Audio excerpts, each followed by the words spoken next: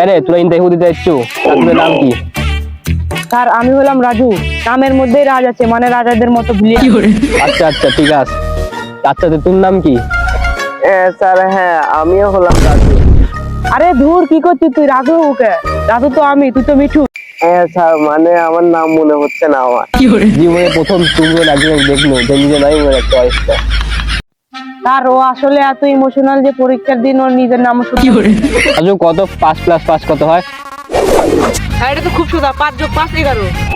কি বলু 5+5 11 কি হবে? স্যার আসলে গণিতের ইংলিশ ছাড়া দেশ আগাবে না, তাই আমি একটু আগায় বললাম। বাহ বাহ, একদম মিটারের নাতি। স্যার স্যার আমি তো ম্যাথ কিছুই পারি না, কিন্তু গুগল থেকে দেখে বলতে পারি। কি বলু তুই ইন্টারভিউ রুমে গোল চালাবো? আমরা যদি ডিজিটাল বাংলাদেশ গড়ে তুলতে চাই তাহলে কি করা যায় কোন তো স্যার? পুরো চাকরি দেওয়ার ক্ষমতা আমার নাই, তোর তো দেখি নিউটনের বড় অব্বা, তুই একটু অস্কার দেওয়া উচিত। হ্যাঁ ভাই, আমার চাকরি আমি করি, তুই চাকরি দিলে আমার চাকরি না দিন খালি ঘর হয়ে যাবে।